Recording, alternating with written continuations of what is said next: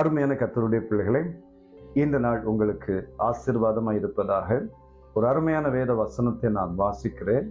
அப்போஸ்தலர் நடபடிகள் 1ஆம் அதிகாரம் 14வது வசனத்திலே, அங்கே இவர்கள் எல்லாரும் ஸ்திரீகளோடும் இயேசுவின் தாயாகிய மரியாளோடும் அவருடைய சகோதரரோடும் கூட ஒருமனப்பட்டு ஜெபத்திலும் வேண்டுதலிலும் தரித்திருந்தார்கள்.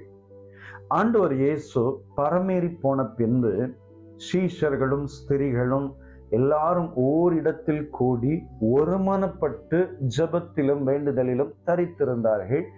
பின்புதான் ஆவியானவருடைய அபிஷேகம் அந்த 120 பேர் மேலும் இறங்கினதை நாம் வேதத்திலே வாசிக்கிறோம்.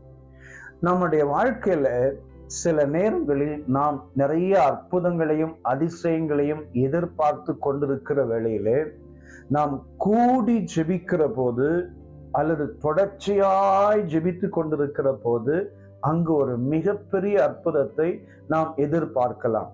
நான் இந்த வசனத்தை ஒரு குடும்பத்தோடு இணைத்து சொல்ல ஆரம்பித்தால், ஒரு குடும்பத்திற்கு அநேக அற்புதங்கள் இந்த நாட்களில் தேவைப்படுகிறது. பொருளாதார ரீதியாக நல்ல உடல் சுகத்தோடு, நல்ல பலத்தோடு அவர்கள் செய்கிற வேலையிலே, தொழிலிலே, பல்வேறு காரியங்களிலே அவர்களுக்கு அற்புதம் தேவை.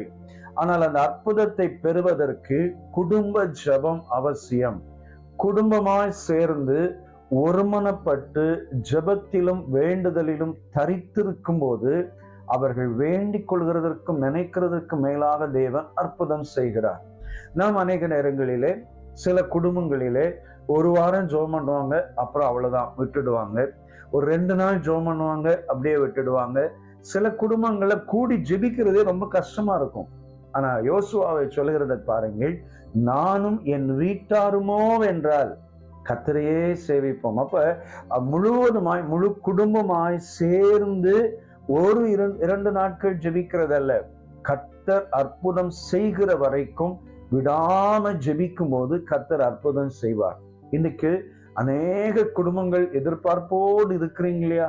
நீங்க கூடி ஜெபிங்க, குடும்பமா ஜெபிங்க, உங்க பிள்ளைங்களோடு சேர்ந்து ஜெபிங்க. நிச்சயமா கர்த்தர் உங்க குடும்பத்துல, உங்க வாழ்க்கையில தேவன் பலத்த அற்புதங்களை செய்வார்.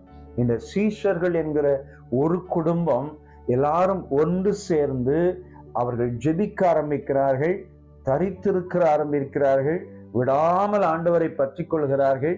பரிசுத்த ஆவியானவர் இறங்கி வருகிறார், பலத்த அற்புதங்கள் நடக்கிறது.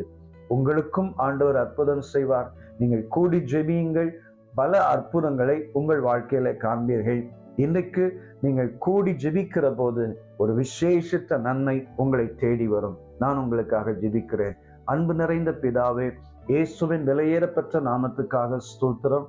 ஆண்டவரே, அன்றைக்கு சீஷர்களும் இயேசுவின் தாயாகிய மரியாளோடும் அநேக ஸ்திரீகளோடும் அவருடைய சகோதரரோடும் கூட ஒருமனப்பட்டு ஜெபத்திலும் வேண்டுதலிலும் தரித்திருந்தார்கள். அந்த காரியம் ஒரு நல்ல எடுத்துக்காட்டாய் இருக்கிறதற்காய் ஸ்தோத்திரம்.